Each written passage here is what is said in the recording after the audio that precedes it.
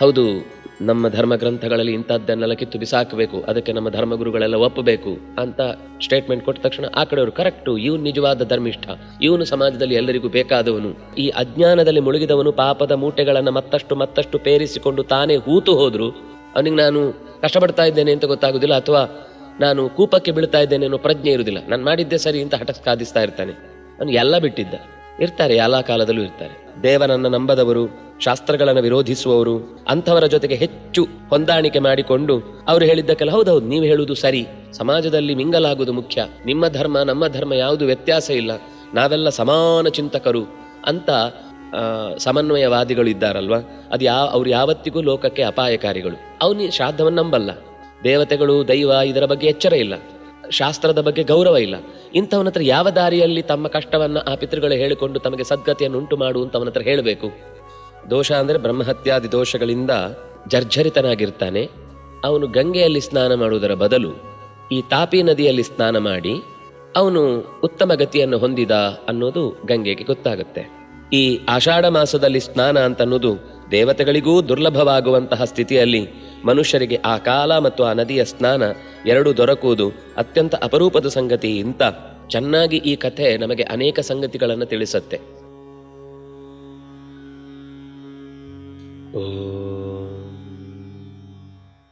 ಜ್ಞಾನಗಮ್ಯ ವಾಹಿನಿಯ ಸಮಸ್ತ ವೀಕ್ಷಕ ಬಂಧುಗಳಿಗೂ ಹೃತ್ಪೂರ್ವಕವಾದ ನಮಸ್ಕಾರಗಳು. ಚಾತುರ್ಮಾಸ್ಯದ ವ್ರತ ಅಂತಂದರೆ ಅದು 4 ಮಾಸಗಳಲ್ಲಿ ಕೆಲವು ಪದಾರ್ಥಗಳನ್ನು ಆ ಕಾಲದ ವಿಶೇಷ ಬೆಳೆಗಳ ಹಿನ್ನೆಲೆಯಲ್ಲಿಯೋ ಅಥವಾ ಇನ್ನೇನೋ ಒಂದು ಕಾರಣದಿಂದ ಅದನ್ನು ಬಿಡುವಂಥದ್ದು, ಇಂದ್ರಿಯಗಳ ಚಾಪಲವನ್ನು ತೊರೆಯುವಂಥದ್ದು, ಭಗವಂತನ ಪ್ರೀತಿಗಾಗಿ ಅವುಗಳನ್ನು ತೊರೆದು ಬದುಕುವಂಥದ್ದು ಒಂದು ವ್ರತ. ಅದರಲ್ಲಿ ಆಷಾಢ ಅನ್ನುವಂಥದ್ದು ಮೊದಲ ಹಂತದಲ್ಲಿ ನಮಗೆ ಚಾತುರ್ಮಾಸ್ಯದ ದಿನಗಣನೆ ಆರಂಭ ಆಗುತ್ತೆ. ಆ ಮಾಸದ ಮಹಿಮೆಯನ್ನು ಸ್ಕಂದ ಪುರಾಣದಲ್ಲಿ ಸ್ವತಃ ಸ್ಕಂದ ತನ್ನ ತಂದೆಯಾದ ಅಂದರೆ ಷಣ್ಮುಖ ಪಂಚಮುಖನಲ್ಲಿ ಕೇಳಿದ ಪ್ರಶ್ನೆಗೆ ಕೊಟ್ಟ ಉತ್ತರ. ಸಾಮಾನ್ಯವಾಗಿ ಮಳೆಗಾಲದಲ್ಲಿ ನದಿಯ ಸ್ನಾನವನ್ನು ನಿಷೇಧಿಸ್ತದೆ. ಕಾರಣ, ನದಿಯ ಪ್ರವಾಹ ಹೆಚ್ಚಿರುತ್ತೆ. ನದಿಯ ಅಂದರೆ ಮಳೆ ಬಿದ್ದು ಹೊಸ ನೀರು ಬಂದಿರುವಾಗ ಅದರಲ್ಲಿ ಕೆಲವೊಂದು ಸರ್ತಿ ಸಾಂಕ್ರಾಮಿಕ ರೋಗಗಳ ಸಂದರ್ಭವೂ ಇರುತ್ತೆ ಅನ್ನುವ ಕಾರಣಕ್ಕಾಗಿ ಮಳೆಗಾಲದ ನೀರಿನಿಂದ ಹೆಚ್ಚು ತುಂಬಿಕೊಳ್ಳುವಂತಹ ನದಿಗಳಲ್ಲಿ ಸ್ನಾನವನ್ನು ಶಾಸ್ತ್ರಗಳು ಬೇಡ ಅಂತ ನಿರಾಕರಣೆ ಮಾಡಿದ್ದಿದೆ. ನಸ್ನಾಯಾತ್ ತತ್ರ ತಾವಚ್ಚ ಯಾವತ್ ಪ್ರಾವೃಟ್ ವ್ರಜೇದಿತಿ. ಪ್ರಾವೃಟ್ ಅಂದರೆ ಮಳೆಗಾಲ. ಮಳೆಗಾಲ ಹೋಗುವ ತನಕ ಈ ನದಿಗಳಲ್ಲಿ ಸ್ನಾನ ಕೂಡದು ಅನ್ನುವ ಮಾತಿದೆ. ಅಂಥ ಒಂದು ಸಂದರ್ಭದಲ್ಲಿ ಆಷಾಢದ ಕಾಲದಲ್ಲಿ ತಾಪಿ ಅಥವಾ ತಪತಿ ಅನ್ನುವ ನದಿಯಲ್ಲಿ ಸ್ನಾನವನ್ನು ಬಹಳ ವಿಶೇಷವಾಗಿ ಹೇಳಿದ್ದಾರೆ. ನಿಷಿದ್ಧೇಶು ಪ್ರವೃತ್ತಾಯಾಮ್ ಸಕಥಂ ಸಂಶಯೋ ಮಹಾನ್. ಮಾಡಬಾರ್ದು ಅಂತ ನಿಷೇಧ ಇರುವ ಈ ಮಧ್ಯದಲ್ಲಿ ಆಷಾಢದ ತಾಪಿ ನದಿಯ ಸ್ನಾನಕ್ಕೆ ಮಹತ್ವ ಹೇಗೆ ಬಂತು ಅಂತ ಸ್ಕಂದ ತನ್ನ ತಂದೆಯನ್ನ ಕೇಳುತ್ತಾನೆ. ಆಗ ಈ ನಿಯಮಗಳೆಲ್ಲ ಎಲ್ಲ ನಿಯಮಗಳು ಶಾಪವಾದ, ಎಲ್ಲದಕ್ಕೂ ಒಂದಲ್ಲ ಒಂದು ರೀತಿಯಿಂದ ನಿಷೇಧಗಳಿಗೆ ತೆರವು ಹೇಳುವಂತಹ ಮಾತುಗಳು ಇರ್ತವೆ. ಅದು ಅಲ್ಲಲ್ಲಿ ಪ್ರಸಂಗಗಳಲ್ಲಿ ನಾವು ಗಮನಿಸಬೇಕು. ಏನೇ ನಿಯಮ ಮಾಡಿದರೂ ಕೂಡ ಅದು ಸಾರ್ವಕಾಲಿಕ ಆಗುವುದಿಲ್ಲ, ಸಾರ್ವದೈಶಿಕ ಆಗುವುದಿಲ್ಲ. ಬಹುಶಃ ಎಲ್ಲ ನಿಯಮಗಳಿಗೆ ಅಪವಾದವಾಗಿ ಇರುವವನು ಅಂತಿದ್ರೆ ಭಗವಂತ ಒಬ್ಬನೇ, ಅವನ ನಿಯಮವನ್ನು ಯಾರೂ ಮೀರಲಿಕ್ಕಾಗುವುದಿಲ್ಲ ಅಂತ.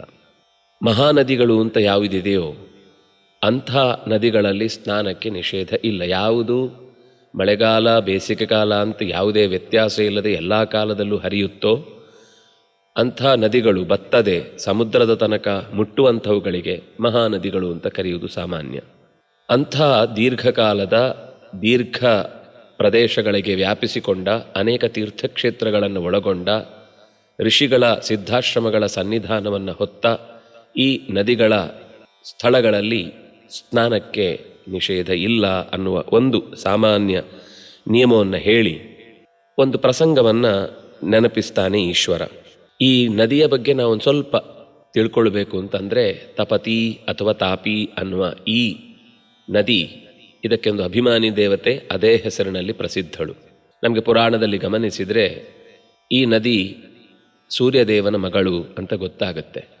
ಸಂವರ್ಣನನ್ನು ಮದುವೆಯಾಗಿ ಕುರು ಅನ್ನುವ ಮಗನನ್ನು ಪಡೆದು ಮುಂದೆ ಕೌರವ ಕುರುವಂಶ ಅನ್ನೋದು ಬೆಳೆಯುವುದಕ್ಕೆ ಕಾರಣಳಾದವಳು ಅಂತ ಗೊತ್ತಾಗುತ್ತೆ. ಸೂರ್ಯ ತನ್ನ ತಾಪ ಹೆಚ್ಚಿದಾಗ ಆ ತಾಪವನ್ನು ಕಳೆಯುವುದಕ್ಕಾಗಿ ಅದರ ಒಂದಿಷ್ಟು ಶಕ್ತಿಯನ್ನು ತೆರೆದು ಇರಿಸಿದ್ದೇ ಈ ತಪತಿ. ಆ ತಪತಿ ಹರಿದು ನದಿಯಾದದ್ರಿಂದ ಅದಕ್ಕೆ ತಪತಿ ಅನ್ನುವ ಹೆಸರೇ ಬಂತು ಅನ್ನೋದಿಷ್ಟು ನಮಗೆ ಬೇರೆಡೆಯಲ್ಲಿ ಸಿಗುವ ಸಂಗತಿ. ಸ್ಕಂದ ಪುರಾಣದಲ್ಲಿ ಆ ಮಾತನ್ನು ಸೂಕ್ಷ್ಮವಾಗಿ ಮುಟ್ಟಿ, ನದಿಗಳಲ್ಲಿ ಏನೊಂದು ವಿಶೇಷತೆ ಅಂತಂದರೆ, ಸೂರ್ಯನ ಕಿರಣಗಳನ್ನು ಯಾವುದು ಹೆಚ್ಚು ತನ್ನ ಒಡಲಲ್ಲಿ ತುಂಬಿಸಿಕೊಳ್ಳುತ್ತೋ ಆ ನದಿಯಲ್ಲಿ ಪಾವಿತ್ರ್ಯ ಹೆಚ್ಚಿರುತ್ತೆ. ಎಲ್ಲ ನದಿಗಳು ಪರಿಶುದ್ಧಗೊಳ್ಳುವುದು ಹೇಗೆ? ಇದೆಲ್ಲ ನಾವು ಪುರಾಣಗಳಲ್ಲಿ ಗಮನಿಸಬೇಕಾದ ಅಂಶ. ಇದೆಲ್ಲ ವಿಜ್ಞಾನದ ಭಾಗಗಳೂ ಹೌದು. ಎಷ್ಟು ನೀರಿನ ಪಾತ್ರ ಅನ್ನೋದು ಬೆಳಕಿಗೆ ಒಡ್ಡುಕೊಂಡಿರುತ್ತೋ ಅಷ್ಟು ಆ ನದಿಯಲ್ಲಿ ಸ್ವಚ್ಛತೆ ಮತ್ತು ಅದರ ಧನಾತ್ಮಕ ಶಕ್ತಿ ಅನ್ನೋದು ಸಂಕ್ರಾಂತವಾಗುವುದಕ್ಕೆ ಹೆಚ್ಚು ಉಪಯೋಗ ಬರುತ್ತೆ. ಮುಚ್ಚಿಟ್ಟ ನೀರಿನಲ್ಲಿ ಸ್ನಾನ ಮಾಡುವುದಕ್ಕಿಂತ ತೆರೆದಿಟ್ಟ ಬಾವಿಯ ನೀರು ಉತ್ತಮ. ಬಾವಿಗಿಂತ ಸರೋವರಗಳು, ಸರೋವರಕ್ಕಿಂತ ತೊರೆಗಳು, ತೊರೆಗಿಂತ ನದಿಗಳು, ಹೀಗೆ ಒಂದರ ಮೇಲೊಂದು ಹೆಚ್ಚಿನ ಈ ಒತ್ತಡವನ್ನು ಅಥವಾ ಒತ್ತನ್ನು ಕೊಟ್ಟ ಹಿನ್ನೆಲೆಯನ್ನು ನಾವು ಗಮನಿಸಿದರೆ, ಯಾವುದು ಹೆಚ್ಚು ಹೆಚ್ಚು ಸೂರ್ಯನ ಕಿರಣಗಳಿಗೆ ತನ್ನನ್ನು ತೆರೆದುಕೊಳ್ಳುತ್ತಾವೋ ಅದು ಹೆಚ್ಚು ನಮ್ಮನ್ನು ಪ್ರಚೋದಿಸುವ, ನಮ್ಮ ಶಕ್ತಿಯನ್ನು ಹೆಚ್ಚಿಸುವ ಮೂಲಗಳು ಅಂತ ನಮಗೆ ಗೊತ್ತಾಗುತ್ತೆ.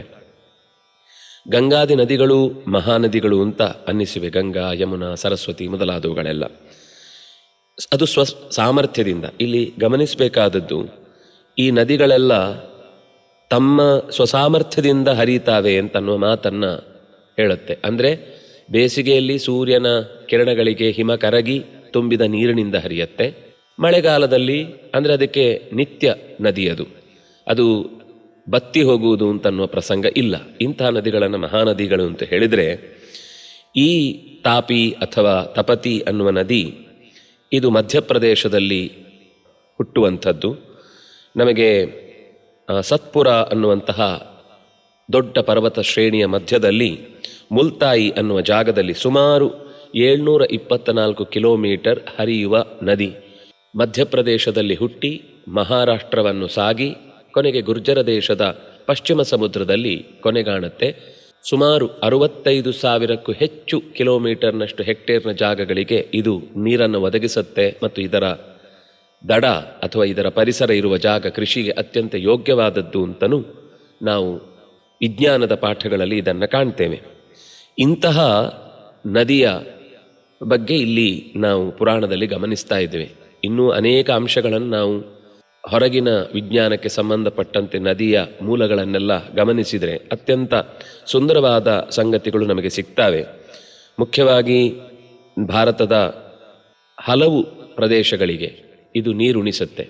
ಈ ಸಂದರ್ಭದಲ್ಲಿ ಒಂದು ನದಿಗಳ ನಡುವಿನ ಒಂದು ಸಣ್ಣ ಸಂವಾದವನ್ನು ಮಹೇಶ್ವರ ತಿಳಿಸ್ತಾ, ಒಬ್ಬ ವ್ಯಕ್ತಿ, ಅವನಿಗೆ ಸಿಕ್ಕಾಪಟ್ಟೆ ದೋಷಗಳಿರ್ತವೆ. ದೋಷ ಅಂದರೆ ಬ್ರಹ್ಮಹತ್ಯಾದಿ ದೋಷಗಳಿಂದ ಅವನು ಜರ್ಜರಿತನಾಗಿರ್ತಾನೆ. ಅವನು ಗಂಗೆಯಲ್ಲಿ ಸ್ನಾನ ಮಾಡುವುದರ ಬದಲು ಈ ತಾಪಿ ನದಿಯಲ್ಲಿ ಸ್ನಾನ ಮಾಡಿ ಅವನು ಉತ್ತಮ ಗತಿಯನ್ನು ಹೊಂದಿದ ಅನ್ನೋದು ಗಂಗೆಗೆ ಗೊತ್ತಾಗುತ್ತೆ. ಆಗ ಅವಳು ಬಂದು, ಜನ್ನುವಿನ ಮಗಳಾದವಳು, ಜಾಹ್ನವಿ ಅಂತ ಹೆಸರಿದೆ, ಭಾಗೀರಥಿ ಅಂತ, ನನಗೆ ಇರುವಷ್ಟು ಹೆಸರು ಇನ್ಯಾರಿಗೂ ಇಲ್ಲ ಅಂತ ನನ್ನ ಒಡಲಲ್ಲಿ ಮಿಂದು ಉತ್ತಮ ಗತಿಯನ್ನು ಹೊಂದಬೇಕಾದವನು ಈ ತಾಪಿಯಲ್ಲಿ ಹೋಗಿ ತನ್ನ ತಾಪವನ್ನು ಕಳ್ಕೊಂಡಲ್ವಾ, ತಾಪತ್ರಯಗಳಿಂದ ದೂರನಾದ್ನಲ್ವಾ ಅನ್ನುವ ಒಂದು ಯೋಚನೆಯಿಂದ ಚತುರ್ಮುಖನ ಬಳಿ ತನ್ನ ಅಳಲನ್ನು ತೋಡಿಕೊಳ್ತಾಳೆ. ಮೊದಲೆಲ್ಲ ಎಲ್ಲ ನನ್ನ ಬಳಿ ಬಂದು ಬೇಸರವನ್ನು ಕಳ್ಕೊಳ್ತಿದ್ರು, ಪಾಪಗಳನ್ನು ದೂರ ಮಾಡಿಕೊಳ್ತಿದ್ರು.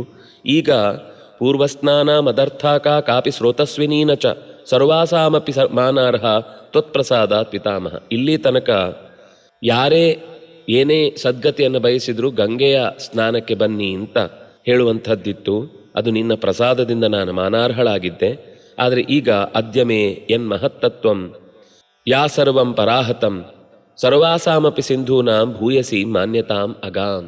ಈಗ ತಪತಿ ನದಿ ಅಂತಹ ಸ್ಥಾಪಿತ ತನ್ನ ಮಾನವನ್ನು ಹೆಚ್ಚಿಸಿಕೊಂಡಿದೆ, ಇದೇನು ಅಂತ ನನಗೆ ಗೊತ್ತಾಗ್ತಾ ಇಲ್ಲ ಅಂದಾಗ ನಾರದ ಮುನಿಗಳು ಅಲ್ಲಿಗೆ ಬಂದ ಹೊತ್ತು ಚತುರ್ಮುಖ ಮತ್ತು ಈಕೆ ಮಾತಾಡಿಕೊಂಡದ್ದನ್ನು ಕೇಳಿ ಚತುರ್ಮುಖನ ಮೋರೆಯನ್ನು ನೋಡಿದಾಗ, ನೀನೇ ಏನಾದರೂ ಮಾಡಿ ಇದಕ್ಕೊಂದು ಪರಿಹಾರವನ್ನು ಸೂಚಿಸು ಅಂತ ಹೇಳಿದಾಗ, ನಾರದರು ತಾಪಿ ನದಿಯ ಮಹಿಮೆಯನ್ನು ಯಾರಿಗೂ ತಿಳಿಯದಂತೆ, ಅದರ ವಿಷಯದಲ್ಲಿ ಜ್ಞಾನ ಬರದಂತೆ ತಡೆ ಹಿಡಿದರು. ತಕ್ಷಣವೇ ಅವನ ಮನಸ್ಸಿನ ಸ್ಥಿತಿಯಲ್ಲಿ ತಾನು ಯಾವತ್ತೂ ಭಗವಂತನ ನೆನಪನ್ನು ಮಾಡಿಕೊಳ್ತಾ ಇದ್ದದ್ದು ಮರೆವಾಗ್ಲಿಕ್ಕೆ ಶುರುವಾಯಿತು. ಭಗವಂತನ ಮಾಹಾತ್ಮ್ಯದ ಬಗ್ಗೆ ಯಾವಾಗಲೂ ಖುಷಿ ಖುಷಿಯಾಗಿದ್ದವನಿಗೆ ಆ ಖುಷಿ ತಪ್ಪಿ ಹೋಯಿತು. ತಕ್ಷಣವೇ ಚತುರ್ಮುಖನ ಹತ್ರ ಯಾಕೆ ಹೀಗಾಗ್ತಾ ಇದೆ ಅಂತ ನನಗೆ ಗೊತ್ತಾಗ್ತಾ ಇಲ್ಲ. ಅಜ್ಞಾನಾತ್ ಮರಣಂ ಶ್ಲಾಘ್ಯಂ ಪುರುಷಸ್ಯ ಜಗದ್ಗುರೋ ಉಪಾರ್ಜಯಂತಿ ಪಾಪಾನಿ ಸಜ್ಞಾನ ನ ಶ್ರುತಂಕಿಲ. ಜಗತ್ತಿನಲ್ಲಿ ಸಾವು ಬೆಟರ್, ಈ ಅಜ್ಞಾನ ಬೇಡ. ನನ್ನ ಪರಿಸ್ಥಿತಿ ಎಷ್ಟು ಕಷ್ಟ ಆಗಿದೆ ಅಂದರೆ, ಈ ಅಜ್ಞಾನದಲ್ಲಿ ಮುಳುಗಿದವನು ಪಾಪದ ಮೂಟೆಗಳನ್ನು ಮತ್ತಷ್ಟು ಪೇರಿಸಿಕೊಂಡು ತಾನೇ ಹೂತು ಹೋದರೂ ಅವನಿಗೆ ನಾನು ಕಷ್ಟಪಡ್ತಾ ಇದ್ದೇನೆ ಅಂತ ಗೊತ್ತಾಗೋದಿಲ್ಲ, ಅಥವಾ ನಾನು ಕೂಪಕ್ಕೆ ಬೀಳ್ತಾ ಇದ್ದೇನೆ ಅನ್ನೋ ಪ್ರಜ್ಞೆ ಇರುವುದಿಲ್ಲ. ನಾನು ಮಾಡಿದ್ದೆ ಸರಿ ಅಂತ ಹಠ ಸಾಧಿಸ್ತಾ ಇರ್ತಾನೆ. ಈ ಅಜ್ಞಾನ ಒಂದು ಬೇಡ, ಏನಾದರೂ ಮಾಡಿ ಇದರಿಂದ ನಾನು ಪಾರಾಗಬೇಕು ಅಂತ ಚತುರ್ಮುಖನಲ್ಲಿ ಕೇಳಿಕೊಂಡಾಗ, ತಕ್ಷಣವೇ ನೀನು ತಾಪಿಯನ್ನೇ ಈ ವಿಷಯದಲ್ಲಿ ಮಾತನಾಡಿಸು ಅಂತ ಚತುರ್ಮುಖ ಆದೇಶಿಸ್ತಾನೆ. ತತಃ ಪ್ರಜಾಪತಿ ತಾಪೀಂ ಶರಣಂ ಗಚ್ಚ ನಾರದ. ದಯವಿಟ್ಟು ನೀನು, ಯಾಕೆಂದರೆ ಏನ ಸೂರ್ಯ ಸುತಾ ದೇವಿ ಪರಿತೋಷಂ ವ್ರಜೇಧೃತಂ, ಸೂರ್ಯನ ಮಗಳಾದಂತಹ ತಾಪಿ ಪ್ರಾರ್ಥನೆಯಿಂದ ಖಂಡಿತ ಅವಳು ಮೆಚ್ಚುತ್ತಾಳೆ, ಒಪ್ಪುತ್ತಾಳೆ ನಿನ್ನ ಮಾತುಗಳನ್ನು ಅಂತ ಹೇಳಿದಾಗ, ತಾಪಿಯ ಬಳಿ ನಾರದ ಹೋಗಿ ಪ್ರಾರ್ಥಿಸ್ತಾನೆ. ಪ್ರಾರ್ಥಿಸಿ, ನಿನ್ನ ಸಾಮರ್ಥ್ಯ ಅತ್ಯಂತ ದೊಡ್ಡದು, ನೀನು ಸೂರ್ಯನೇ ಬೆಳಕಿನ ರೂಪ, ಬೆಳಕಿನಿಂದಲೇ ಅಜ್ಞಾನವನ್ನು ಕಳೆಯುವವ, ಕಣ್ಣಲ್ಲಿ ನಿಂತು ಎಲ್ಲರಿಗೆ ಅರಿವನ್ನು ಕೊಡುವವ, ಅಂಥವನ ಮಗಳಾಗಿ ನಿನ್ನಲ್ಲಿ ಅಜ್ಞಾನವನ್ನು ಕಳೆಯುವ ಸಾಮರ್ಥ್ಯ ಇದೆ ಮತ್ತು ಪಾಪಗಳನ್ನು ದೂರೀಕರಿಸುವ ದೊಡ್ಡಸ್ತಿಕೆ ಇದೆ ಅನ್ನೋದು ಅದು ಸಾಮಾನ್ಯ ವಿಷಯ ಅಲ್ಲ. ಅದನ್ನು ನಾನು ತುಂಬ ಮೆಚ್ಚಿದ್ದೇನೆ ಅಂತ ಹೀಗೆ ಹೇಳಿದಾಗ, ತಕ್ಷಣವೇ ತಾಪಿ ಚತುರ್ಮುಖನ ಹತ್ರ ಪ್ರಾರ್ಥಿಸ್ತಾಳೆ, ಏನು ಇವತ್ತು ಎಲ್ಲರೂ ಸಿಕ್ಕಾಪಟ್ಟೆ ನನ್ನನ್ನು ಹೊಗಳ್ತಾ ಇದ್ದೀರಿ ಅಂತ. ಆಗ ಚತುರ್ಮುಖ ಗಂಗಾದೇವಿ ತನ್ನಲ್ಲಿ ಬಂದು ತೋಡಿದಂತಹ ದುಃಖವನ್ನು ಬಿಡಿಸಿ ಹೇಳ್ತಾನೆ, ನೋಡು, ಸಾಮಾನ್ಯವಾಗಿ ಸದ್ಗತಿ ಪಿತೃದೇವತೆಗಳಿಗೆ ಬೇಕಿರುವಂತಹ ಉತ್ತಮ ಗತಿ ಅಂತ ಬಂದಾಗ ಗಂಗೆಯ ಬಳಿಗೆ ಹೋಗುವುದು ರೂಢಿ. ಆದರೆ ಅದು ನಿನ್ನೆಡೆಗೆ ತಿರುಗಿ ನಿಂತಿದೆ ಅಂತನ್ನುವ ಬೇಸರವನ್ನು ವ್ಯಕ್ತಪಡಿಸಿದಾಗ, ನಾನು ನಾರದನ ಹತ್ರ ಈ ವಿಷಯವನ್ನು ಮಾತಾಡುವಾಗ ನಿನ್ನ ವಿಷಯದಲ್ಲಿ ಯಾರೂ ಕೂಡ ಹೆಚ್ಚು ಗಮನ ಹರಿಸದಂತೆ ಅರಿವನ್ನು ತಡೆದು ನಿಲ್ಲಿಸಿದರ ಪರಿಣಾಮ ಅವನಿಗೂ ಕೂಡ ಮಸುಕಾದಂತಹ ಸ್ಥಿತಿ ಉಂಟಾಯಿತು ಅಂತ, ಅದನ್ನು ಮಾನಸಿಕವಾಗಿ ಇರುವಂತಹ ನೋವನ್ನೆಲ್ಲ ತೊರೆದು ಒಳ್ಳೆ ರೀತಿಯಿಂದ ಅದನ್ನು ಮುಂದುವರಿಸಬೇಕು ಅಂತ ನನ್ನ ಅಪೇಕ್ಷೆ, ನಾರದನನ್ನು ನೀನು ಅನುಗ್ರಹಿಸಬೇಕು ಅಂತ. ನದೀಜ್ಯೇಷ್ಠ ಚತಪತಿ ಮಯಾ ಗಂಗಾ ಪುರಾಕೃತ ತ್ವನ್ಮಹಿಮಾ ಪರಾಭೂತ ನದೀಯಂ ದೀನತಾಮಗಾತ್. ತ್ವನ್ಮಹಿಮ್ನ, ನಿನ್ನ ಮಹಿಮೆಯಿಂದ ಗಂಗೆಯ ಸಾಮರ್ಥ್ಯ ಕುಸಿದಂತಾಗಿದೆ. ಅನುಗೃಹೀಶ್ವ ಮದ್ವಾಕ್ಯಾತ್ ನಾರದಂ ಮುನಿಸತ್ತಮಂ ಗಂಗಾಯ ಮಹಿಮಾನಂಚ ಏತದ್ಯಾಚೆ ಮಹಾನದಿ. ಎಲೈ ಮಹಾನದಿಯೇ, ನಾನು ಪೂರ್ವದಲ್ಲಿ ಒಂದು ನಿಯಮವನ್ನು ಲೋಕಕ್ಕೆ ಅನುಸರಿಸುವಂತೆ ಹೇಳಿದ್ದೆ. ಗಂಗೆ ಎಲ್ಲ ನದಿಗಳ ಹಿರಿಯಳು, ನದಿಗಳಲ್ಲಿ ಅವಳಿಗಿರುವಷ್ಟು ಬೆಲೆ ಬೇರೆಯವರನ್ನು ಗುರುತಿಸಬೇಕಾಗಿಲ್ಲ ಅಷ್ಟು ಅಂತ. ಆದರೆ ಅದು ನಿನ್ನಿಂದ ಅಪಹೃತವಾಗಿದೆ ಅಂತ ಅನ್ನೋದ್ರಿಂದಾಗಿ ನಾರದ ಅದಕ್ಕೆ ಪರಿಹಾರವನ್ನು ಸೂಚಿಸುವ ಕಾರ್ಯಕ್ಕೆ ಕೈ ಹಾಕಿದ. ಈಗ ಇದನ್ನು ಪರಿಹರಿಸಬೇಕು ಅಂದಾಗ ಅವಳು ಹೇಳ್ತಾಳೆ, ಅಯ್ಯೋ, ಗಂಗೆಯ ಮಹಿಮೆಯನ್ನು ನಾನು ಯಾವತ್ತೂ ಹೊಂದಲಿಕ್ಕೆ ಸಾಧ್ಯ ಇಲ್ಲ. ಅವಳು ಯಾವತ್ತಿದ್ರೂ ಗಂಗಾ ಮಾತೆ ಅವಳು. ನಾನು ಅವಳಂತೆಯೇ ಒಂದು ಹರಿಯುವ ನದಿ, ನನಗೂ ಕೂಡ ನಿನ್ನಲ್ಲಿಯೇ ವಿಶೇಷವಾದ ಗೌರವ ಪ್ರೀತಿ ಇರುವುದರಿಂದ ನಾರದ ಯಾವುದನ್ನೂ ಕೂಡ ಖಂಡಿತವಾಗಿ ಕಳ್ಕೊಳ್ಳುವುದಿಲ್ಲ. ಯಾಕೆ ಗೊತ್ತಾ?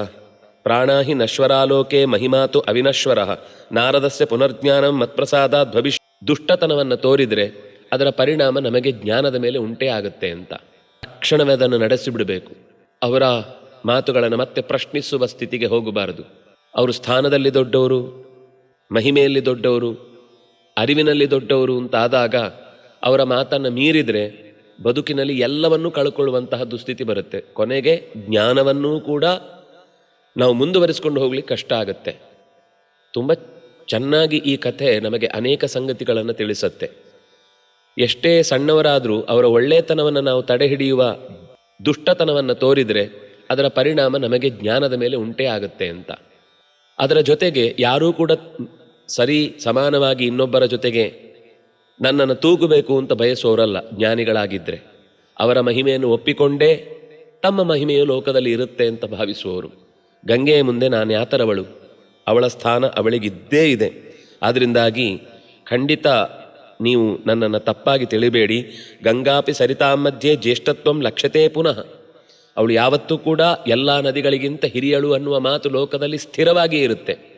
ಆದರೆ ಒಂದು ವಿಶೇಷ, ನನಗೆ ಆ ಪರಿಸ್ಥಿತಿಯನ್ನು ತಂದುಕೊಡುವಂತಹ ಒಂದು ಘಟನೆ ನಡೆದದ್ರಿಂದ ಆಷಾಢದಲ್ಲಿ ವಿಶೇಷವಾದ ಒಂದು ಮಹಿಮೆ ನನ್ನ ಒಡಲಲ್ಲಿ ಕಾಣುತ್ತೆ.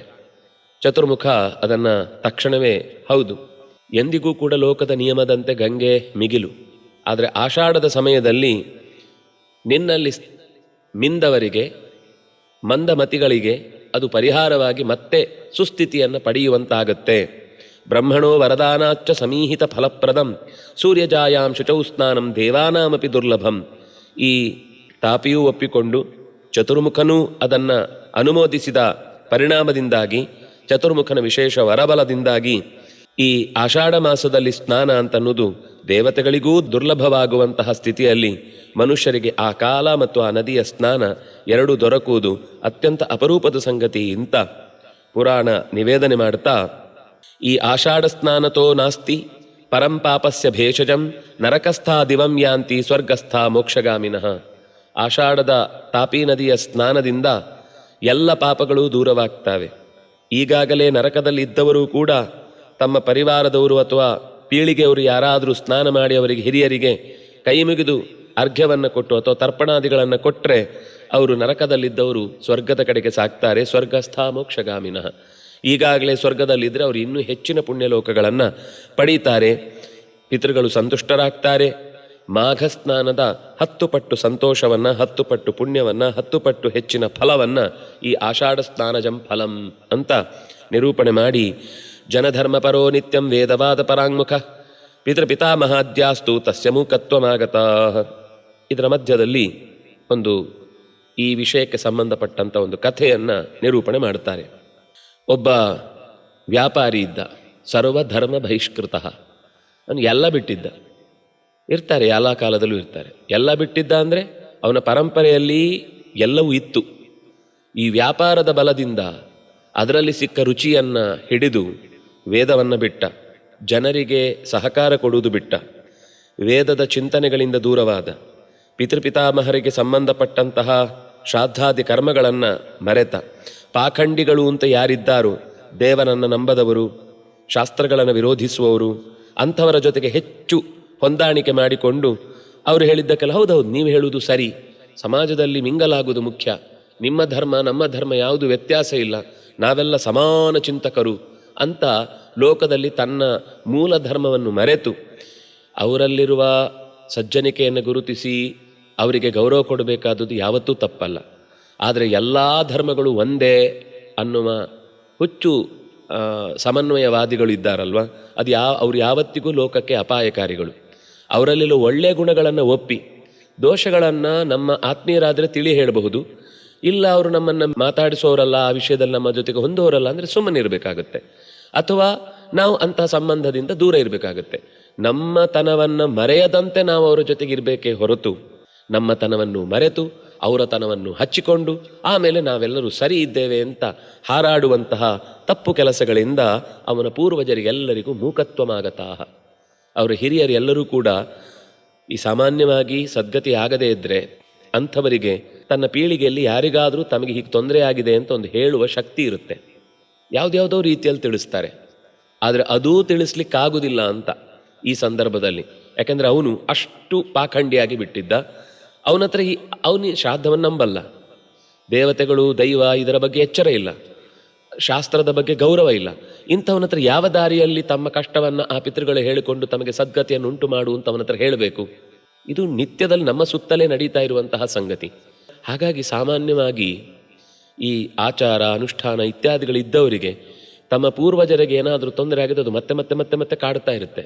ಅದು ಅವರು ತಮಗೆ ಬಂದ ಕಷ್ಟ ಅಂತ ಅಂದ್ಕೊಳ್ತಾರೆ. ಆದರೆ ತನ್ನ ಪೂರ್ವಜರಿಗೆ ತನ್ನಿಂದ ಆಗಬೇಕಾದ ಸಹಾಯದ ಸೂಚನೆ ಅದು ಅಂತ ಅವನಿಗೆ ಅರ್ಥ ಆಗಿ ಶಾಸ್ತ್ರದ ಹಿನ್ನೆಲೆಯಲ್ಲಿ ಅದನ್ನು ಕಂಡುಕೊಂಡ ಅಂದರೆ ಅವನು ಮುಂದಿನ ಪೀಳಿಗೆಗೂ ಉಪಕಾರಿಯಾಗ್ತಾನೆ, ಹಿಂದಿನವರನ್ನು ದಾರಿಯಿಂದ ಅಂದರೆ ತಪ್ಪು ದಾರಿಯಿಂದ ಸರಿಯಾದ ದಾರಿಗೆ ತಂದು ನಿಲ್ಲಿಸ್ಲಿಕ್ಕಾಗುತ್ತೆ, ತಾನೂ ಕೂಡ ಉತ್ತಮ ಗತಿಯನ್ನು ಹೊಂದಲಿಕ್ಕಾಗುತ್ತೆ ಅಂತ ಹೀಗೆ ಹೇಳಿ, ವಿಕ್ರೇಯ ವಸ್ತು ನೀತಂಚ ಸ್ವಾರ್ಥೇನ ಮಹತಾಯುತ ಸಸ್ವಾರ್ಥ ಸಂಯುತ ಸ್ಥಾಪೀಂ ಶುಚೌ ಪ್ರಾಪ್ತೋ ಮಹಾಜಲಂ. ಅವರ ಜೊತೆಗೆ ಅವರ ಆಚಾರ ವಿಚಾರಗಳನ್ನೆಲ್ಲ ಹೇಗೇಗೋ ಮಾಡಿಕೊಂಡು ವ್ಯಾಪಾರದಲ್ಲಿ ಅತ್ಯಂತ ಎತ್ತರಕ್ಕೆ ಬೆಳೆದು ನಿಂತ. ಹೌದು, ನಮ್ಮ ಧರ್ಮ ಗ್ರಂಥಗಳಲ್ಲಿ ಇಂಥದ್ದನ್ನೆಲ್ಲ ಕಿತ್ತು ಬಿಸಾಕಬೇಕು, ಅದಕ್ಕೆ ನಮ್ಮ ಧರ್ಮಗುರುಗಳೆಲ್ಲ ಒಪ್ಪಬೇಕು ಅಂತ ಸ್ಟೇಟ್ಮೆಂಟ್ ಕೊಟ್ಟ ತಕ್ಷಣ ಆ ಕಡೆಯವರು ಕರೆಕ್ಟು, ಇವನು ನಿಜವಾದ ಧರ್ಮಿಷ್ಠ, ಇವನು ಸಮಾಜದಲ್ಲಿ ಎಲ್ಲರಿಗೂ ಬೇಕಾದವನು ಅಂತೆಲ್ಲ ಬೊಗಳೆ ಮಾತುಗಳಿಗೆ ಸಮಾಜದಲ್ಲಿ ದೊಡ್ಡ ದೊಡ್ಡ ಪೋಸ್ಟ್ಗಳು ಬರುವುದು ಸಹಜ. ಹಾಗೆ ಬಂದ ತಕ್ಷಣವೇ ಸುಧಾರಣೆ ಎನ್ನುವ ಹೆಸರಿನಲ್ಲಿ ಕೆಲವೊಮ್ಮೆ ಅನರ್ಥಗಳೇ ಹೆಚ್ಚಾಗುತ್ತೆ ಅನ್ನೋದಕ್ಕೆ ಅವನು ಆ ದ್ರವ್ಯಾರ್ಜನೆಯಲ್ಲಿ ಈ ಎಲ್ಲ ಲೋಕ ನಿಯಮಗಳನ್ನು ಮೀರಿದ್ರಿಂದಾಗಿ ಅವನ ವ್ಯಾಪಾರ ಹೆಚ್ಚಿತು. ಲೋಕದಲ್ಲಿ ಹಾಗೆ ಕಾಣುತ್ತೆ, ಸ್ಥಾನಮಾನ ಹೆಚ್ಚುತ್ತೆ, ವ್ಯಾಪಾರ ಹೆಚ್ಚುತ್ತೆ, ಜನರ ಸಂಪರ್ಕ ಹೆಚ್ಚಾಗುತ್ತೆ, ಮರ್ಯಾದೆ ಜಾಸ್ತಿ ಆಗುತ್ತೆ. ಸೋಷಿಯಲ್ ರಿಫಾರ್ಮರ್ ಅಂತ ಬೇರೆ ಅವನಿಗೆ ಬಿರುದುಗಳನ್ನು ತಲೆ ಮೇಲೆ ಕಿರೀಟಗಳನ್ನು ತೊಡಿಸ್ತಾರೆ, ಎಲ್ಲ ಆಯಿತು. ವ್ಯಾಪಾರದ ಸ್ವಾರ್ಥವು ಅವನ ಜೊತೆಯಲ್ಲಿತ್ತು. ಸಸ್ವಾರ್ಥ ಸಂಯುತ ಸ್ಥಾಪೀನ್, ಆ ಸ್ವಾರ್ಥದಿಂದಲೇ ವ್ಯಾಪಾರವನ್ನು ಬೆಳೆಸಿದ. ಒಂದು ವಿಶೇಷ ಸಂಗತಿ ಇಲ್ಲಿ ಗೊತ್ತಾಗೋದು, ಇವತ್ತಿಗೂ ಕೂಡ ಈ ತಾಪಿ ನದಿಯ ಅದು ಮಧ್ಯಪ್ರದೇಶದ ಬೆಟ್ಟದ 2 ಭಾಗಗಳಲ್ಲಿ, ಒಂದು ನರ್ಮದಾ, ಇನ್ನೊಂದು ಕಡೆ ತಾಪಿ ಹರಿಯತ್ತೆ. ಈ 2 ಭಾಗಗಳನ್ನು ನಮ್ಮ ದೇಶದಲ್ಲಿ ಹಿಂದಿನಿಂದಲೂ ಕೂಡ ಅದನ್ನು ಈಗ ಹೇಗೆ ರೋಡ್ಗಳಲ್ಲಿ ನಾವು ಊರುಗಳಿಗೆ ಸಾಕ್ತೇವೆ, ಕೇರಳದಲ್ಲಿ ಈಗಲೂ ಅಂತಹ ಸ್ವಲ್ಪ ವ್ಯವಸ್ಥೆ ಇದೆ. ಅಂದರೆ ಜಲಯಾನ, ಜಲದ ಮೂಲಕವೇ ಊರುಗಳಿಗೆ ಸಾಗುವಂತಹ ಒಂದು ವಿಶೇಷ ವ್ಯವಸ್ಥೆ ಅದು ಈ ತಾಪಿಯಲ್ಲಿ ಇತ್ತು ಅಂತ ಗೊತ್ತಾಗುತ್ತೆ. ಅವನು ಒಂದು ಊರಿನಿಂದ ಇನ್ನೊಂದು ಊರಿಗೆ ತಾಪಿ ನದಿಯಲ್ಲೇ ಇಡೀ ವ್ಯಾಪಾರವನ್ನು ನಡೆಸ್ತಾ ಇದ್ದ ಅಂತ ಗೊತ್ತಾಗುತ್ತೆ. ಈ ಪುರಾಣ ಅಂದರೆ ನಮಗೆ ಬರೀ ಪುಣ್ಯ ಬಂತು, ಸ್ನಾನ ಮಾಡ್ದ, ನೀರಲ್ಲಿ ಬಿದ್ದ, ಎದ್ದ, ಇಷ್ಟೇ ಕಥೆಯಲ್ಲಿ ನಾವು ಮುಗಿಸ್ಬಿಡ್ತೇವೆ. ಆದರೆ ಅದರ ಸೂಕ್ಷ್ಮಗಳನ್ನು ಗಮನಿಸಿದರೆ ಪ್ರಾಚೀನ ಭಾರತದ ಆರ್ಥಿಕ ವಹಿವಾಟುಗಳು ಹೇಗೆ ಜಲಯಾನದ ಮೂಲಕ ನಡೀತಾ ಇತ್ತು ಅನ್ನೋದು ಕೂಡ ನಮಗಿಲ್ಲಿ ಅರ್ಥ ಆಗುತ್ತೆ. ಅಕಸ್ಮಾತ್ತಾಗಿ ಅವನು ಅಂದರೆ ತಾಪಿ ನದಿಗೆ ಬಂದದ್ದು ಅಕಸ್ಮಾತು ಅಂತ ಹೇಳುತ್ತೆ. ಅಂದರೆ ಜಲಯಾನದಲ್ಲೇ ಎಲ್ಲ ಕಡೆಗೂ ಅವನು ಸಾಗಿಸ್ತಾ ಇದ್ದ. ಅಕಸ್ಮಾತ್ತಾಗಿ ಶುಚಿ ಅಂದರೆ ಆಷಾಢದ ಮಾಸದಲ್ಲಿ ಅವನು ದೊಡ್ಡ ಸಾಮಗ್ರಿಯ ಮೂಟೆಯನ್ನು ಹೊತ್ತುಕೊಂಡು ಈ ಜಲಯಾನದಲ್ಲಿ ಸಾಗ್ತಾ ಇದ್ದ. ಸಾಗುವಾಗ ವಸ್ತು ತಾಪಿ ಜಲೇ ಮಗ್ನಂ ವಣಿಗ್ಮಗ್ನೋ ಭವತ್ತದ, ಅಕಸ್ಮಾತ್ತಾಗಿ ಇಡೀ ಅವನ ಆ ನೌಕೆ ನೀರಿನ ಯಾವುದೋ ಸುಳಿಗೆ ಸಿಕ್ಕಿ ಕೆಳಕ್ಕೆ ಮುಳುಗಿ ಹೋಯಿತು. ಇವನು ತಪ್ಪಿ ಬಚಾವಾದ. ಈಜ್ಕೊಂಡು ಹೇಗೋ ದೇವರು ಕಲಿಸಿದ್ರು ಅವನಿಗೆ ಈಜು ಬರಲಿ ಅಂತ ಈಜು ಬಿಟ್ಟಿದ್ದ. ಬಹಳ ಜನಕ್ಕೆ ಯಾಕೆ ಕಲಿಬೇಕು, ನಾವೆಲ್ಲೂ ನದಿನೇ ಇಲ್ಲ ಅಂತ ಒಂದು ಕಾರಣ ಇರ್ಬೋದು. ಆದರೆ ದೇಹದ ರಕ್ಷಣೆಯ ದೃಷ್ಟಿಯಿಂದ ಮತ್ತು ಅಕಸ್ಮಾತ್ತಾಗಿ ಎಲ್ಲೋ ಇಂಥ ಪ್ರಸಂಗಗಳು ಬಂದಾಗ ನಮಗೆ ಈಜು ಗೊತ್ತಿರಬೇಕು. ಹಾಗೆ ಅವನು ಈಜಿ ದಡ ಸೇರಿ ಏಳುವಾಗ ಇದ್ದಕ್ಕಿದ್ದಂತೆ ಅವನ ಮುಂದೆ ಒಂದಿಷ್ಟು ಪಿತೃಗಳೆಲ್ಲ ಪ್ರತ್ಯಕ್ಷರಾದರು. ಅವನಿಗೆ ಪ್ರತ್ಯಕ್ಷರಾಗಿ ಅವನ ಹತ್ರ ಮಾತಾಡ್ಲಿಕ್ಕೆ ಶುರು ಮಾಡಿದರು. ನಿನ್ನಿಂದ ತುಂಬ ಉಪಕಾರ ಆಯಿತು, ನಾವಿಷ್ಟು ದಿವಸ ನಮ್ಮ ಯಾವುದೇ ಕಷ್ಟಗಳನ್ನು ಯಾರ ಹತ್ರವೂ ಹೇಳ್ಕೊಳ್ಳಿಕ್ಕೆ ಆಗ್ತಿರ್ಲಿಲ್ಲ. ಈಗ ನಿನಗೆ ನಾವು ಕಾಣಿಸ್ತಾ ಇದ್ದೇವೆ ಅಂದರೆ ಬಹುಶಃ ನಮಗೆ ಯಾವುದೋ ಒಂದು ಉತ್ತಮವಾದ ಪುಣ್ಯದ ಬಲದಿಂದ ತೊಡಕುಗಳೆಲ್ಲ ತಡೆಗಳೆಲ್ಲ ದೂರವಾಗಿದೆ, ಅದರಿಂದಾಗಿ ನಿನ್ನ ಹತ್ರ ಮಾತಾಡ್ತಾ ಇದ್ದೇವೆ ಅಂತ ಹೇಳಿದಾಗ ಅವನಿಗೆ ಆಶ್ಚರ್ಯ ಆಗುತ್ತೆ. ಅಲ್ಲ, ನೀವು ಯಾರು ಏನು ಅಂತೆಲ್ಲ ಕೇಳ್ತಾನೆ. ಅವರೆಲ್ಲ ತಮ್ಮ ಹಿಂದಿನ ಕಥೆಯನ್ನು ಹೇಳ್ತಾರೆ. ಇವನು ಮಾಡಿದ ಅನ್ಯಾಯಗಳನ್ನೆಲ್ಲ ಬಿಡಿಸಿ ಹೇಳ್ತಾರೆ. ನೀನೇನೇನು ತಪ್ಪು ಮಾಡ್ತಾ ಇದ್ದಿ, ಯಾಕೆ ಹೀಗಾಯಿತು ಅಂತಂದರೆ ನಮ್ಗೆ ಇಲ್ಲಿ ತನಕನೂ ನಿನ್ನಿಂದ ಬೇಗನೆ ನಮಗೆ ಬಿಡುಗಡೆ ಸಿಗುತ್ತೆ ಅಂತ ಭಾವಿಸಿದ್ವಿ. ಆದರೆ ಇವತ್ತು ಅದಾಯಿತು. ಇವತ್ತೇನಾಯಿತು? ಅಲ್ಲ, ಇವತ್ತು ನೀನು ಈ ನದಿಯಲ್ಲಿ ಮುಳುಗಿದೆಯಲ್ವಾ, ಏಳುವಾಗ ನಿನ್ನ ಮೈಯಲ್ಲಿ ತೊಟ್ಟಿಕ್ತಾ ಇದ್ದಂತಹ ನೀರುಗಳಿಂದ ನಮಗೆ ತರ್ಪಣ ಸಿಕ್ಕಿ ಆ ಮೂಲಕ ನಮಗೆ ಅಕಸ್ಮಾತ್ತಾಗೇ ನಡೆದದ್ದಿರಬಹುದು. ಆದರೆ ಈ ಅಕಸ್ಮಾತ್ತಾಗಿ ನಡೆದಾಗಲೂ ನಮಗೆ ಯಾವುದೋ ಒಂದು ಕ್ಷೇಮದ ದಾರಿ ಕಾಣಿಸಿತು. ಇದಲ್ಲೇನು ಅಂದರೆ ಅಕಸ್ಮಾತ್ ಅಂದರೆ ಅರ್ಥ ಕೆಲವೊಂದು ಸರ್ತಿ ಸ್ವಲ್ಪ ರುಚಿ ತೋರಿಸಿ ಆಮೇಲೆ ಅದರಲ್ಲಿ ಆಸಕ್ತಿ ಹುಟ್ಟಿಸುವುದು ಒಂದು ಈ ಫಲಗಳ ಉದ್ದೇಶ. ಕೇವಲ ಅಷ್ಟರಿಂದನೇ ಎಲ್ಲ ಆಗುತ್ತೆ ಅಂತಲ್ಲ, ಅವರಲ್ಲಿ ಆ ಪ್ರವೃತ್ತಿ ಮೂಡಿಸುವುದಕ್ಕೋಸ್ಕರ ಬೇಕಿರುವಂತಹ ಒಂದು ಮಾನಸಿಕ ನಂಬಿಕೆ ಮತ್ತು ಧೈರ್ಯವನ್ನು ತುಂಬುವುದಕ್ಕೆ ಇಂತಹ ಘಟನೆಗಳು ನಡೆಯುತ್ತೆ. ಪಪ್ರಚ್ಛ ವಿಷಯಾವಿಷ್ಟ ಭೀತಸ್ತದ್ದರ್ಶನಾಧ್ವನಿಕ್ ಕೇ ಯೂಯಂ ಕಥಮತ್ರ ಸ್ಥಾಹ ಮೂಕತ್ವಾನ್ ಮೋಚಿತಾ ಕಥಂ ಅಂತೆಲ್ಲ ಪ್ರಶ್ನೆ ಕೇಳಿದಾಗ ಅವರು ಹೇಳ್ತಾರೆ, ವೇದ ಮಾರ್ಗ ಪರಿತ್ಯಾಗಾದ್ ಮೂಕಾ ಪ್ರೇತತ್ವಮಾಗತಾ ಅಸ್ಯಾಂ ಅಕಾಮಾತ್ ಸ್ನಾತಸ್ಯ ಪೀತ್ವಾತೆ ದೇಹ ನಿಸೃತಂ. ನಿನ್ನ ದೇಹದಿಂದ ಇಳಿಬಿದ್ದಂತಹ ನೀರಿನ ಹನಿಗಳನ್ನು ನಾವು ಕುಡಿದ್ವಿ. ನೀನು ಅಕಾಮಾತ್, ನೀನು ಇಷ್ಟಪಟ್ಟೆ ನೀರಲ್ಲಿ ಬಿದ್ದದ್ದಲ್ಲ, ಅಕಸ್ಮಾತಾಗಿ ಬಿದ್ದಿ, ಆ ಬಿದ್ದದ್ದು ನಮಗೆ ಕ್ಷೇಮವನ್ನು ಉಂಟು ಮಾಡಿತು. ನಾವಿಲ್ಲಿ ತನಕ ನಮ್ಮ ತೃಷೆಗೆ ಪರಿಹಾರ ಇಲ್ಲದೆ ಒದ್ದಾಡ್ತಾ ಇದ್ವಿ. ಈಗ ತೃಷೆಗೆ ಪರಿಹಾರ ಸಿಕ್ತು, ಪಾಪಗಳು ಒಂದಿಷ್ಟು ಪರಿಹಾರ ಆಯಿತು. ನಮ್ಮ ಮಾತುಗಳು ಈ ನದಿಯ ಪ್ರಸಾದದಿಂದಾಗಿ ನಾವು ತಾಪೀಜಲ ಪ್ರಭಾವೋಯಂ ಶ್ರುತೋ ಜಾತಶ್ಚ ಸಾಂಪ್ರತಂ ವೇದ ಮಾರ್ಗಾತ್ ಪರೋ ಮಾರ್ಗೋ ನ ಭೂಚ್ಚ ನ ಭವಿಷ್ಯತಿ ಯನ್ನಾಶ್ರಿತ್ಯ ನರಾಶ್ಚೈವ ದುರ್ಗತಿಂ ಯಾಂತಿ ಕರ್ಹಿಚಿತ್. ನೀನು ವೇದವನ್ನು ನಿರಾಕರಿಸುವ ಮಾತುಗಳ ಪ್ರಭಾವಕ್ಕೆ ಒಳಗಾಗಿ ಅಲ್ಲಿ ಹೇಳಿದ ಎಲ್ಲ ಸಂಗತಿಗಳನ್ನು ತಿರಸ್ಕರಿಸಿ ಬದುಕ್ತಾ ಇದ್ದಿ. ಆದರೆ ಒಂದು ತಿಳ್ಕೊ, ಇದಕ್ಕಿಂತ ಶ್ರೇಷ್ಠವಾದ ಹೊಸ ಮಾರ್ಗವನ್ನು ಯಾರೂ ಹುಡುಕಿ ಕೊಡ್ಲಿಕ್ಕೆ ಸಾಧ್ಯ ಇಲ್ಲ. ಇದು ಸನಾತನ, ಇದು ಸರ್ವಕಾಲೀನ, ಸರ್ವದೈಶೀಯ. ಎಲ್ಲಿಗೆ ಹೋದರೂ ಕೂಡ ಯಾವತ್ತೂ ಬದುಕುವ ನಿಯಮ ಯಾವುದಿದೆಯೋ ಅದರಿಂದಲೇ ಜೀವನ ನಡೆಯುತ್ತೆ ಹೊರತು ತತ್ತತ್ಕಾಲದಲ್ಲಿ ಆಯಾ ಜನರ ಒಂದು ವಾದಕ್ಕೆ ಹುಟ್ಟಿಕೊಂಡಂತಹ ತಾತ್ಕಾಲಿಕ ಫಲಗಳನ್ನು ಕೊಡುವಂತಹ ಧರ್ಮಗಳು, ಧರ್ಮ ಅಂತ ನಾವು ಶಬ್ದ ಹಾಕಬಾರ್ದು, ಆದರೂ ಕೂಡ ಜನರ ಮಾತಿಗೆ ಅನುಕೂಲವಾಗಿ ಹೇಳುವುದಾದರೆ ಮತಗಳು ಎಂದೂ ಕೂಡ ಶಾಶ್ವತವಾಗಿ ಉಳಿಯುವುದಿಲ್ಲ. ಮತ ಅಂದರೆ ಅವನ ಅಭಿಪ್ರಾಯ ಅಷ್ಟೇ. ಅದು ಧರ್ಮ ಅಂದರೆ ಧಾರಣೆ ಮಾಡುವಂಥದ್ದು. ಎಲ್ಲ ಕಾಲದಲ್ಲಿ ಯಾವುದು ಧಾರಣೆ ಮಾಡುತ್ತೋ ಅದು ಧರ್ಮ. ತತ್ತತ್ಕಾಲದಲ್ಲಿ ಬಂದು ಹೋದದ್ದು ಅವರವರ ಅಭಿಪ್ರಾಯ, ಅದು ಧಾರಣೆ ಮಾಡುವುದಿಲ್ಲ. ಆಗ ಅವನಿಗೆ ಬೇಕಾದ ಅನುಕೂಲವಾದ ಫಲಗಳನ್ನು ಅಥವಾ ಘಟನೆಗಳನ್ನು ಅದು ಎದುರುಗಡೆ ತಂದು ತೋರಿಸತ್ತಷ್ಟೇ. ಆದ್ದರಿಂದಾಗಿ ವೈದಿಕ ಧರ್ಮ, ಅದರ ಹಿನ್ನೆಲೆಯಲ್ಲಿ ಮಾಡಬೇಕಾದ ತರ್ಪಣ, ದೇವತೆಗಳ ಪೂಜೆ, ಶಾಸ್ತ್ರದ ಅಧ್ಯಯನ, ಸರ್ವಭೂತಗಳಿಗೆ ಹಿತವಾಗುವಂತೆ ಬದುಕುವಂತಹದ್ದು, ಇದೆಲ್ಲ ಅನಿವಾರ್ಯವಾಗಿ ಪ್ರತಿಯೊಬ್ಬನೂ ಕೂಡ ಮಾಡಲೇಬೇಕು. ಅದರಲ್ಲೂ ಮುಖ್ಯವಾಗಿ ಎಷ್ಟು ವಿಶಿಷ್ಟ ಅಂದರೆ ಎಲ್ಲ ಸಂಗತಿಗಳನ್ನು ಸೂಕ್ಷ್ಮವಾಗಿ ಅಲ್ಲಲ್ಲಲ್ಲಿ ಮುಟ್ಕೊಂಡು ಹೋಗ್ಬಿಡ್ತಾರೆ. ತ ಏವ ಶೋಚ್ಯ ಜಗತಿ ನೈವೇಶಾಂ ವೈದಿಕಾ ಕ್ರಿಯಾ ಯಸ್ಯೈತಾನಿ ನ ದತ್ತಾನಿ ಪ್ರೇತ ಶ್ರಾದ್ದಾನಿ ಷೋಡಶ. ವ್ಯಕ್ತಿಯೊಬ್ಬ ತೀರಿದ ಬಳಿಕ 13 ದಿನಗಳ ಕಾರ್ಯವನ್ನು ಮುಗಿಸಿ ಮತ್ತೆ ಆ 1 ವರ್ಷದ ತನಕ ಕೊಡುವಂತಹ ಮಾಸಶ್ರಾದ್ದಗಳೇನಿದೆ, ಮಾಸಿಕಗಳು ಅಂತ ಹೇಳ್ತಾರೆ, ಅದೆಲ್ಲವನ್ನೂ ಕೂಡ ಆಯಾ ಕಾಲದಲ್ಲಿ ಹಾಗೆ ಕೊಟ್ಟರೆ ಮಾತ್ರ ಅದು ಕ್ರಮ. ಕೊಡುವುದೇ ಇಲ್ಲ ಅನ್ನೋದು ಕೆಲವರು, ಒಟ್ಟಿ ಕೊಟ್ಟು ಬಿಡ್ತೇವೆ ಅಂತ ಇನ್ನು ಕೆಲವರು. ಇವರಿಗೆ 1 ವರ್ಷದ ಊಟ ಒಟ್ಟಿಗೆ ಹಾಕಿ ಒಂದು ದೊಡ್ಡ ಪಾತ್ರೆಯಲ್ಲಿ ಹಾಕಿ ತಿನ್ನು ಅಂತ ಕೊಟ್ಟು ಬಿಡಬೇಕು. ಆವಾಗ ಅರ್ಥ ಆಗುತ್ತೆ ಇದರ ಸಮಸ್ಯೆ ಏನು ಅಂತ. ಕೊನೆಗೇನು ಅಂದರೆ ಬಿಡುವುದಕ್ಕಿಂತ ಕೊನೆಗೆ 1 ದಿವಸ ಒಟ್ಟಿಗೆ ಹಾಕುವುದು ಅನಿವಾರ್ಯವಾದದ್ದೇನೇನೋ ಕಾರಣಗಳನ್ನು ಹೇಳಿ ಮಾಡುವುದು. ಯಾಕೆಂದರೆ ಕೆಲವು ಸಂದರ್ಭದಲ್ಲಿ ಮಾಡಿಸೋರೇ ಸಿಗುವುದಿಲ್ಲ, ನಮಗೆ ಮಾಡಲಿಕ್ಕೆ ಗೊತ್ತಿಲ್ಲ ಅನ್ನುವ ಈ ಎಲ್ಲ ಕಷ್ಟಗಳನ್ನು ಹೊರತುಪಡಿಸಿ ನಾನು ಮಾತಾಡ್ತಾ ಇದ್ದೇನೆ. ಇದು ಬಿಟ್ಟು ಆದಷ್ಟು ನಮಗೆ ಆಯಾ ಕಾಲದಲ್ಲಿ ಪ್ರತಿ ಸಾಂವತ್ಸರಿಕ ಶ್ರಾದ್ದ ಅದು ಮಾಡಲೇಬೇಕು, ಅದು ನಿತ್ಯ ಕರ್ಮ ಅಲ್ಲ. ನಾವು ಗೈಯಲ್ಲಿ ಹಾಕಿ ಆಗಿದೆ, ಇನ್ನೆಲ್ಲೋ ನಾವು ಶ್ರಾದ್ದ ಮುಗಿಸಿದ್ದೇವೆ, ಇದೆಲ್ಲ ಕಾರಣಗಳನ್ನು ಕೊಟ್ಟು ನಿತ್ಯ ಕರ್ಮಗಳನ್ನು ಬಿಡುವಂತಿಲ್ಲ. ಇದೆಲ್ಲ ವೈದಿಕ ಕ್ರಿಯೆಗಳನ್ನು ಯಾವಾಗಲೂ ಮಾಡ್ತಾ ಇರಬೇಕು ಅಂತ ಆ ಪಿತೃಗಳು ಹೇಳಿ, ವೃಷೋತ್ಸರ್ಗ ಅನ್ನೋದು ಬಹಳ ಮುಖ್ಯ ಅಂತ ಇನ್ನೊಂದು, ಯೇಷಾಮಂತೆ ಶ್ರುತಿ ಪ್ರೋಕ್ತ ವೃಷೋತ್ಸರ್ಗಾಧಿಕ ಕ್ರಿಯಾ. ವೃಷೋತ್ಸರ್ಗ ಅಂದರೆ ಒಂದು ಎತ್ತನ್ನು, ಹೋರಿಯನ್ನು ಊರಲ್ಲಿ ಬಿಡುಬೀಸಾಗಿ ಕೊಟ್ಟು ಬಿಡೋದು. ಅದು ಒಂದೋ ಯಾರಿಗೋ ಸಾಕೋರಿಗೆ ಕೊಡ್ಬೋದು, ಇಲ್ಲ ಅಂದರೆ ಊರಿಗೆ ಬಿಟ್ಟುಬಿಡೋದು ಅಂತ. ನಾವು ಬೋರಿ ಬಿಡೋದು ಅಂತ ಎಲ್ಲ ಹೇಳ್ತಿದ್ವಿ ಹಿಂದೆ. ಈಗ ಅನ್ನು ಊರಲ್ಲೆಲ್ಲ ಈ ಬೀದಿ ಅಲಿಯೋರನ್ನು ಏನು ಬೋರಿ ಬಸವ ಆಗಿಬಿಟ್ಟಿದ್ದಿ ಅಂತ ಹೇಳೋದಿರುತ್ತೆ. ಆದರೆ ಅದು ನಿಜವಾಗಿ ಒಳ್ಳೆಯ ಅರ್ಥದಲ್ಲಿ ಹೇಳ್ತಾ ಇದ್ದಿದ್ದು ಹಿಂದೆ.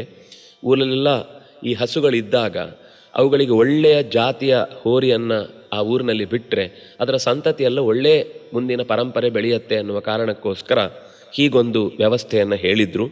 ಇದನ್ನು ಕೂಡ ಬಿಡದೆ ಮಾಡಬೇಕಾದದ್ದು ಅಂತ ಹೇಳಿ, ಇನ್ನು ಯಾರು ಈ ಶ್ರಾದ್ದಾದಿ ಕರ್ಮಗಳನ್ನು ಮಾಡುವುದಿಲ್ಲ ಅವರಿಗೂ ಇದೇ ರೀತಿ ಪ್ರೇತತ್ವಾದಿಗಳು ಉಂಟಾಗುತ್ತೆ.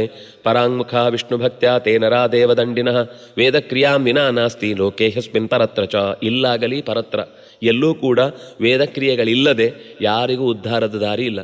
ನೀವು ಶರಣಾಗತರಾಗಿ ಇನ್ನೇನು ವಿಪಶ್ಯನ ಮಾಡಿ ಅಥವಾ ಯಾವುದೋ ತಲೆ ಮೇಲೆ ಕಾಲ ಮೇಲೆ ತಲೆ ಕೆಳಗೆ ಮಾಡಿ ಮಲ್ಕೊಳ್ಳಿ, ಎಂತ ಮಾಡಿದರೂ ಅದು ತತ್ಕಾಲದಲ್ಲಿ ಕೆಲವು ಸಿದ್ಧಿಗಳನ್ನು ಕೊಡ್ಬೋದಷ್ಟೇ ಬಿಟ್ಟರೆ ಶಾಸ್ತ್ರಾಧ್ಯಯನ ಮಾಡದೆ, ವೇದದ ಮೇಲೆ ಗೌರವ ಇಲ್ಲದೆ, ಪರಮಾತ್ಮನ ಚಿಂತನೆಯನ್ನು ಅರ್ಥೈಸಿಕೊಳ್ಳದೆ, ಅವನ ಪ್ರಜ್ಞೆಯನ್ನು ಬೆಳೆಸಿಕೊಳ್ಳದೆ, ದೇವತೆಗಳ ಸಂಬಂಧವನ್ನು ಬೆಳೆಸಿಕೊಳ್ಳದೆ ಯಾವತ್ತೂ ಕೂಡ ನಾಸ್ತಿ, ಅವನಿಗೆ ಉತ್ತಮ ಗತಿ ಇರಲಿಕ್ಕೆ ಸಾಧ್ಯವೇ ಇಲ್ಲ. ಪರಾಂಗುಖ ವಿಷ್ಣು ಭಕ್ತಿಯ, ಭಗವಂತನ ಪಾರಮ್ಯವನ್ನು ತಿಳಿದು ಉಳಿದ ದೇವತೆಗಳ ಸಹಕಾರವನ್ನು ಭಗವಂತನ ಜೊತೆಗೆ ಅವರಿದ್ದು ಕಾರ್ಯಭಾರ ನಡೆಸ್ತಾರೆ, ನಮಗೂ ಅನುಕೂಲರಾಗಿದ್ದಾರೆ ಅಂತ ಚಿಂತಿಸಿ ಪರಸ್ಪರಂ ಭಾವಯಂತಹ ಶ್ರೇಯಃ ಪರಮವಾಪ್ಸ್ಯಥ ಅಂತ ಚಿಂತಿಸದೆ ಹೋದರೆ ಇಲ್ಲೂ ಅಲ್ಲೂ ಎಲ್ಲೂ ಕೂಡ ಆತನಿಗೆ ಗತಿ ಇಲ್ಲ. ಸೌಖ್ಯಂ ತಸ್ಮಾತ್ ಸದಾ ಸೇವ್ಯಂ ವೇದಕರ್ಮ ನರೋತ್ತಮೈ ತಸ್ಮಾತ್ ತಾತ ತ್ವಯಾ ತ್ಯಾಜ್ಯ ವೇದ ಧರ್ಮೋ ನ ಕರ್ಹಿಚಿತ್. ಅಂದರೆ ಅವನೀಗ ತ್ಯಾಗ ಮಾಡಿದ್ದ ಅಂತ ಹೇಳಿದ್ದು. ಯಾವ ಕಾರಣಕ್ಕೂ ವೈದಿಕ ಚಿಂತನೆಗಳನ್ನು ಬಿಡಬೇಡಪ್ಪ, ಅದು ಬದುಕಿಗೆ ಆಧಾರ, ಬೇರು. ಅದು ಬೇರನ್ನು ಕಳಚಿ ಬರೀ ಬುಡವನ್ನು ನೆಟ್ಟು ಮೇಲನೆ ತೋರಿಸ್ಲಿಕ್ಕೆ ಮಾತ್ರ ದೊಡ್ಡ ಮರ ಅಂತ ಹೇಳ್ಬೋದು. ಒಂದು ಗಾಳಿ ಬೀಸಿದರೆ ಬುಡ ಕಳಚಿ ಹೋಗುತ್ತೆ. ಈ ಪ್ಲಾಸ್ಟಿಕ್ ಗಿಡಗಳನ್ನೆಲ್ಲ ನೆಟ್ಟು ಬಹಳ ಜನ ನಾವು ಪ್ರಕೃತಿ ಪ್ರೇಮಿಗಳು ಅಂತ ಫೋಟೋ ತೆಗೆಸ್ಕೊಳ್ಳೋರು ಇರ್ತಾರೆ. ಫೋಟೋಗೆ ಬರ್ಬೋದಷ್ಟೇ ಬಿಟ್ಟರೆ ನಾಳೆ ಗಾಳಿ ಇಲ್ಲ ಅಂತಾದರೆ, ಪ್ರಕೃತಿಯಲ್ಲಿ ಮಳೆ ಬರಲಿಲ್ಲ ಅಂತಾದರೆ ಇದು ಯಾವ ಗಿಡಗಳು ಪ್ಲಾಸ್ಟಿಕ್ ಹಸುರುಗಳು ನಮಗೆ ರಕ್ಷಣೆಗೆ ಬರಲ್ಲ. ಮತ್ತೆ ಯಥಾ ಪ್ರಕಾರ ಭೂಮಿ ಹತ್ರ ಹೋಗಬೇಕು. ನಿಜವಾದ ಗಿಡಮರಗಳಿಂದಲೇ ನಮಗೆ ಬದುಕು. ಇದು ಎಷ್ಟು ಸರಳವಾಗಿ ಹೇಳುತ್ತಾರೆ ಅಂದರೆ, ಪ್ರಕೃತಿಯನ್ನು ರಕ್ಷಿಸಬೇಕು. ಯಮಾಶ್ರಿತ್ಯ ನರಶ್ರೇಷ್ಠ ಲಭತೆ ಪರಮಾಂಗತಿಂ ಜೀವದ್ಭಿರ್ ಬಹುಧಾವಾದ ಕ್ರಿಯಂತೇತ್ರ ಯದೃಚ್ಛಯ. ಅದರಿಂದಾಗಿ ಶಾಸ್ತ್ರಗಳ ಅನುಷ್ಠಾನಕ್ಕೆ ಅನುಕೂಲಕರವಾದ ಪ್ರಕೃತಿಯನ್ನು ಪ್ರೀತಿಸುವ ಪ್ರತಿಯೊಂದು ಕರ್ಮದಲ್ಲಿಯೂ ಕೂಡ ಮನುಷ್ಯ ಶ್ರದ್ಧೆಯನ್ನು ತಾಳಬೇಕು ಅಂತ ಹೇಳಿ, ಕೊನೆಗೆ ಮೃತರಾದವರಿಗೆ ಯಮನ ದೂತರ ಅಧೀನದಲ್ಲಿ ಇರ್ತಾರೆ. ಅದರಿಂದಾಗಿ ಅವರು ಸ್ವತಂತ್ರವಾಗಿ ಏನು ಮಾಡಲಿಕ್ಕಾಗುವುದಿಲ್ಲ.